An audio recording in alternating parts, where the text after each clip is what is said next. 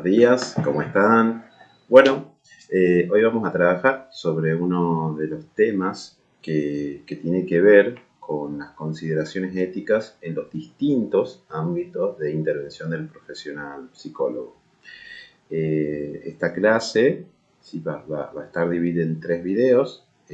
Uno de los videos implica, para que ustedes puedan tener información sobre las pautas éticas en el ámbito de la investigación psicológica y psiquiátrica, las pautas éticas en el ámbito jurídico forense, es otro video, y las pautas éticas o consideraciones éticas en el campo del psicodiagnóstico y de evaluación psicológica. La intención que por ahí vamos a intentar perseguir en este espacio es poder brindar algunos aportes que nos den o que nos ayuden a pensar el uso adecuado de las técnicas en la evaluación psicológica, que podamos tener en cuenta qué razones, qué criterios tomamos para la utilización de determinada batería diagnóstica, pero sobre todo, y en la línea que venimos trabajando en la materia en deontología y ética profesional, pensar y poner atención, prestar atención exclusivamente a cuáles son las necesidades, los contextos, pero sobre todo los derechos que están, ¿sí?, o que les pertenecen a las personas que están implicadas en el proceso de evaluación psicológica. ¿Qué vamos a tener en cuenta? Vamos a tener en cuenta el ámbito de aplicación, vamos a tener en cuenta los destinatarios, vamos a tener en cuenta los aspectos contextuales, vamos a tener en cuenta los conocimientos pertinentes para el uso, para la administración de las técnicas de evaluación psicológica. Esos serían los objetivos que vamos a perseguir en este breve tiempo que vamos a compartir. Y vamos a comenzar charlando un poquito y contextualizando, conceptualizando qué es la evaluación psicológica. La evaluación psicológica es un proceso, es un camino, ¿sí?, a este conocimiento de la psiquis, de la estructura, de las características más personales, más íntimas de una persona, pero también de un grupo, también de una organización. Ya vamos a ver por qué.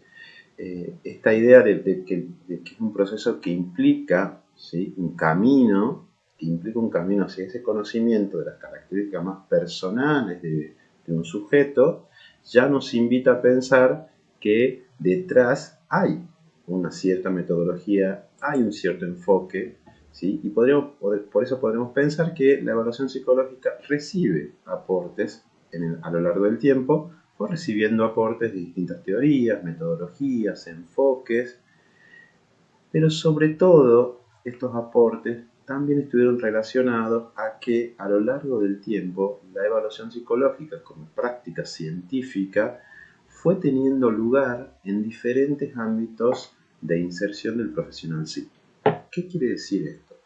Se alejó un poco, ¿sí?, entre comillas, del ámbito estrictamente clínico, del ámbito estrictamente para determinar una patología, una desviación de la norma, ¿sí?, si se quiere, norma en el sentido de un grupo de personas que tiene cierto rango, no sé, por ejemplo, en el IQ, ¿sí?, cierto rango en el coeficiente intelectual, y que una persona podría detectarse a partir de estas evaluaciones, allá en 1900 por Binet, a través de los test psicométricos, podría detectarse que una persona está por debajo o está por arriba, ¿sí?, de esa media. Hoy podemos hablar que la evaluación psicológica tiene lugar en distintos ámbitos, porque no solamente es en el ámbito clínico, no solamente es en el ámbito educacional, en el ámbito de selección de personal, selección por competencias, en el ámbito organizacional, laboral, evaluar desempeños en una empresa, evaluar a sujetos que están involucrados en algún tipo de litigio judicial, como por ejemplo una pericia psicológica, evaluar el clima organizacional en una empresa, en una organización determinada, evaluar y hacer una pericia para ver si una persona presenta indicadores de una situación de abuso, de una situación de violencia, en fin. El ámbito de inserción del profesional sí en el campo de la evaluación psicológica fue creciendo y fue creciendo bastante. Esto nos hace pensar Ustedes quizás no ven el título de la imagen que les pongo, pero es la ley 7512. Esta ley, al igual que los marcos deontológicos, nos invitan a pensar la evaluación psicológica como una actividad reservada al título del profesional psicólogo, que tiene implicancias desde su lugar y desde su labor científica, que debe ser ejercida de manera competente, pero siempre reconociendo el proceder ético, pensando en que la evaluación psicológica y todas las acciones involucradas en esta estrategia o en esta herramienta que tenemos los psicólogos, debe visibilizar este deber y este derecho. Derecho, en tanto y en cuanto uno podría pensar que es una de las actividades reservadas al título, que es un derecho del profesional, que es un derecho de una persona tener conocimientos de sí a partir de esta herramienta, pero un deber en un sentido de lo que el profesional debe hacer para encuadrar un proceso de evaluación psicológica. Para eso ustedes van a estudiar las pautas internacionales del uso de los test, que principalmente el código del psicodiagnosticador, que principalmente les van a proponer 12 pautas. Estas 12 pautas van desde el contexto profesional en el que se elabora la evaluación psicológica, la competencia y los conocimientos que el profesional requiere, el secreto profesional, el consentimiento informado, la comunicación, la difusión, el mantenimiento de los temas. Son 12 puntos que ustedes lo van a estudiar. La intención es que a partir de este video podamos ampliar la mirada de estos 12 puntos y los podamos contextualizar. El actual profesional, sí, de profesional, sí, digamos, en el campo de la evaluación psicológica, vamos a ver y ya nos vamos dando cuenta que no solo tiene que ver con el uso de habilidades, destrezas metodológicas y conceptuales, es decir, no solo tiene que ver con conocer la técnica, sino el ajustarse, el encuadrarlo en procedimientos rigurosos. Estamos hablando de que es una actividad científica, que este actuar del profesional en el campo de la evaluación psicológica también va a visibilizar una experiencia. Cuando uno va ganando experiencia, va resolviendo ciertas cuestiones que quizás cuando uno apenas se recibe o recién se recibe no las tiene en cuenta.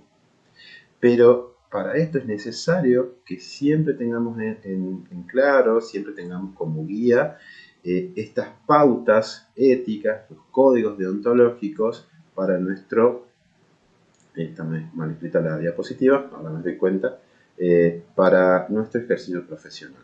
No solo hace falta saber, ¿sí?, sino también hace falta tener conocimiento del deber ser de ciertos aspectos para poder hacer y tener un comportamiento ético, un comportamiento responsable como profesionales. Cuando hablamos de que la evaluación psicológica tiene guías de comportamiento para una adecuada realización, estamos hablando de lo que ya conocemos, las normas, los principios, ¿sí? Ahí dice principios principales. Bueno, normas y principios que guían el accionar del profesional y que ya los conocemos, porque fuimos charlando, porque fuimos conversando en otras instancias de la materia, ¿sí? Y tienen que ver, ustedes se acuerdan de estos principios éticos, tienen que ver con, si vamos a tomar la psicoética, con el principio de autonomía, con esta capacidad de autogobernarse, de tomar decisiones de una persona, con buscar hacerle el bien a la persona o al menos no dañarla, pero también con un principio de equidad donde a todos los podemos tratar por igual, independientemente de su razón social, de su razón jurídica, de su ideología, ¿sí? Estos principios que ustedes los conocen también estructuran el campo del ejercicio profesional. Si ustedes van a los códigos, estos son algunos de los principales principios y normas que nosotros vamos a verlas visibilizadas en la administración de la evaluación psicológica. Van a ver que por un lado, ¿sí?, los principios de integridad, los principios de competencias son esenciales para tener en cuenta el buen desempeño del profesional en el marco de la evaluación psicológica, la norma de confidencialidad, o sea, la importancia de reservar, ¿sí?, en secreto aquello que surge en la relación profesional. Siempre pensemos que la evaluación psicológica a mí me acerca información, un conocimiento del sujeto, algo muy íntimo del sujeto. Pensemos en las técnicas proyectivas, por ejemplo. Si alguien hizo alguna vez un un HTP, una persona bajo la lluvia, uno accede a información muy íntima que debe ser resguardada, no solo en ese momento, sino también luego de la relación en el marco profesional de la evaluación psicológica. Por cuánto tiempo mantengo los test, cómo los resguardo, ¿sí? Esto es muy importante que ustedes lo tengan en cuenta, pero siempre en la evaluación psicológica el consentimiento informado, ¿sí? En este contexto en particular es necesario que no lo olviden. Habíamos hablado de cuando se trata de niños es necesario que sea explícito, pero cuando se trata de adultos también. La persona debe comprender para emitir una voluntad, comprender de qué se va a tratar, comprender cuánto va a durar el proceso, con qué técnicas vamos a trabajar, ¿sí? Eso ya lo vamos a profundizar un poquito más. La idea de que nosotros pensemos los criterios éticos los vamos a tomar principalmente en dos líneas. En la aplicación, ¿sí?, de la técnica, pensando que para aplicar o para administrar una cierta batería diagnóstica necesitamos priorizar los criterios de selección y administración. ¿Eso qué quiere decir? No puedo yo tomar cualquier técnica. Tendré que hacer la selección de mi batería diagnóstica en función de las necesidades, en función del contexto, en función del tiempo, en función también de las capacidades, los alcances y los límites de ese sujeto que va a ser evaluado. Tengo que poder reconocer los alcances y límites que tienen ciertas técnicas. Hay técnicas que son muy específicas, ¿sí? Y hay técnicas que por ahí uno lo puede administrar en distintos contextos, ¿sí? Por ejemplo, el Bender es una técnica que se usa en varios contextos, ¿sí? En el educativo, educacional, en el laboral, en el jurídico, es una técnica que se usa. Tiene límites, ¿sí? Porque quizás es una técnica que uno podría detectar el grado de maduración visomotriz, indicadores de organicidad, también podría indicar algunos aspectos, si se quiere, proyectivos, emocionales, pero tiene límites porque es una técnica estructurada, es una técnica que implica la reproducción de ciertas tarjetas, ¿sí? Y puede haber límites para poder evaluar o para poder hacer una inferencia de otros si quiere, de otros aspectos, de otras características, de otras perspectivas de la persona. Valorar las características sociales y las características culturales o transculturales. Ahí veo otro error. Somos sujetos de la falta. Cuando nosotros pensamos, por ejemplo, ¿no? Estaba dando el ejemplo del Bender. El Bender, si bien es una técnica que se usa en distintos lugares del mundo, es necesario que los baremos sean locales, porque yo mido, ¿sí?, por ejemplo, en un niño, la maduración visomotriz, pero comparándolo con un grupo de su misma edad, de su mismo contexto, y eso, acá en Tucumán, ha sido muy interesante el estudio que se hizo respecto a zonas urbanas y zonas rurales para pensar el baremo de esta técnica. Las características sociales de una persona y las características culturales definen también el proceso de evaluación. Esto es lo interesante en una evaluación cuando hizo un pasaje, quizás desde lo patológico a algo más contextual, a características, diría yo, y muchos autores lo plantean, de una ecoevaluación, ¿sí? Tener en cuenta y valorar el contexto ecológico, el contexto cultural en el que uno realiza la evaluación. Y por otro lado, el análisis.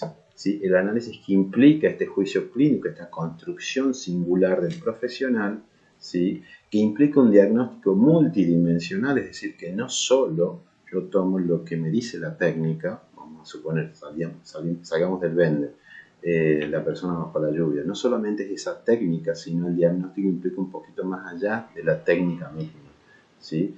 Es importante que en este análisis evitemos la etiqueta en las personas, ¿sí? Bueno, esta persona no alcanza la media, o esta persona presenta indicadores de depresión, que no quiere decir una persona depresiva, ¿sí? es muy importante con este último punto también, ¿no? De cómo yo comunico los resultados, cómo escribo, cómo hago el informe escrito, para quién. Es decir, que cuando nosotros pensamos en esta comunicación, también tenemos en cuenta el destinatario, ¿sí?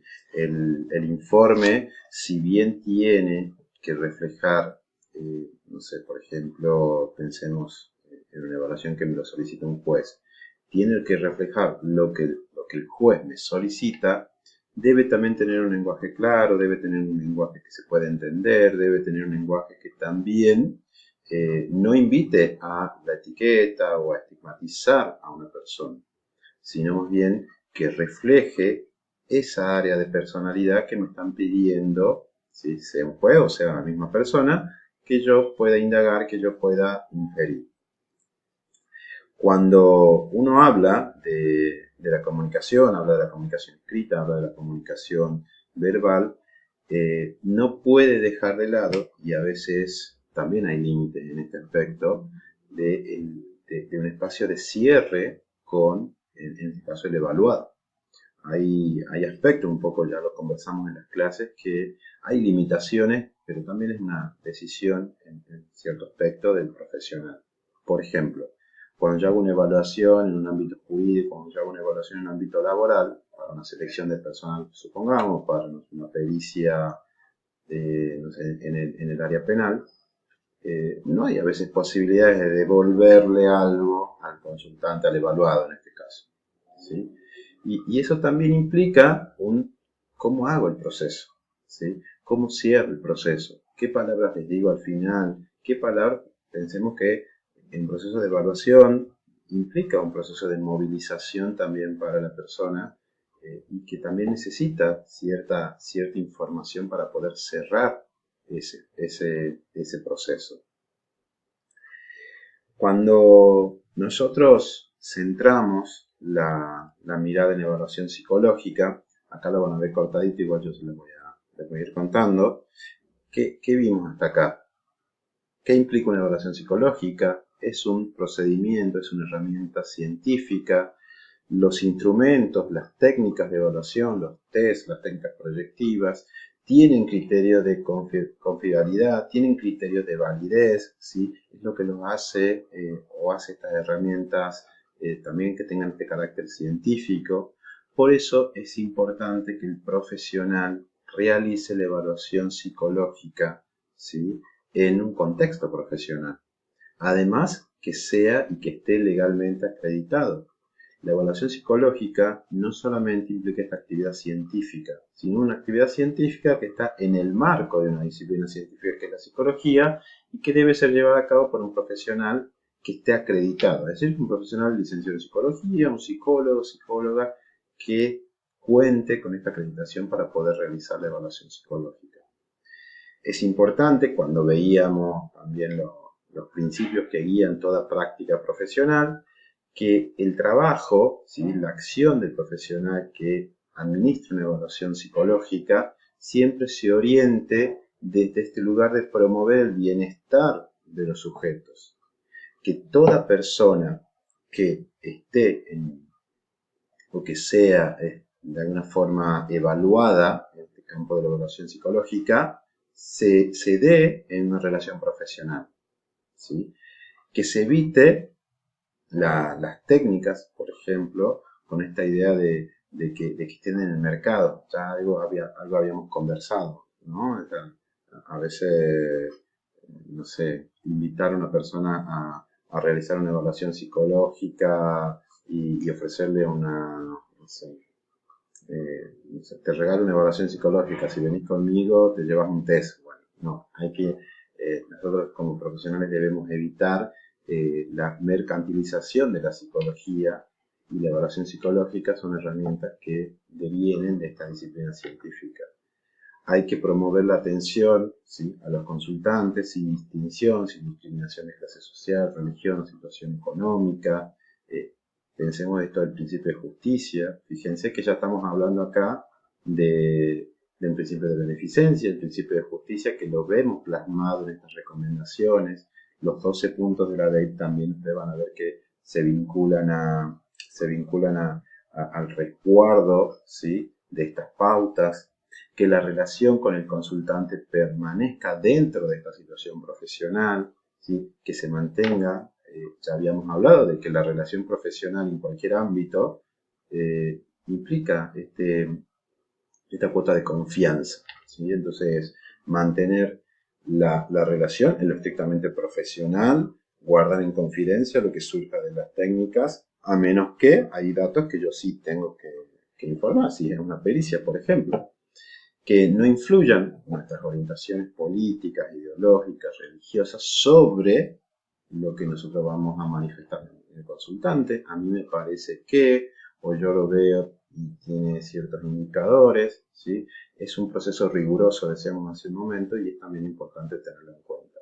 Que se resguarde la autonomía, ¿sí?, y que se resguarde la intimidad en esta relación profesional. El consentimiento informado, el secreto profesional, que son aspectos que ya fuimos trabajando y lo vemos plasmado en este campo también de la evaluación psicológica. Para terminar, me gustaría, bueno, compartirles una pequeña frase, una pequeña construcción, que lo van a ver ustedes escrito ahí, que el devenir ético, en este campo también de la evaluación psicológica, comprende una competencia, ¿no? Hablábamos de que el profesional necesita ser competentes. Es una actividad científica, pero que todo aquel que tenga el título de psicólogo la puede realizar, porque es una actividad reservada al título. Pero para realizarla necesita, y acá viene por qué hablamos de un criterio ético, esta competencia científica y técnica, pero que debe estar acompañada de una actitud responsable en el uso, en la administración, en la comunicación, ¿sí?, de los resultados, porque esta forma responsable, esta actitud responsable, es lo que visibiliza, dignificar la intervención que realizamos sobre las personas. Bueno, con esta frase me voy despidiendo. La intención es que tengamos una idea de las consideraciones éticas, es un tema que también ustedes lo van a ver en otras materias, pero desde la cátedra de deontología y ética profesional es importante que vayamos viendo estas particularidades de los ámbitos, tengamos en cuenta qué implica esta responsabilidad profesional en el campo de la psicología y particularmente en el campo de la evaluación psicológica. Bueno, nos estamos viendo en el espacio de clases. Que tengan un hermoso fin de semana.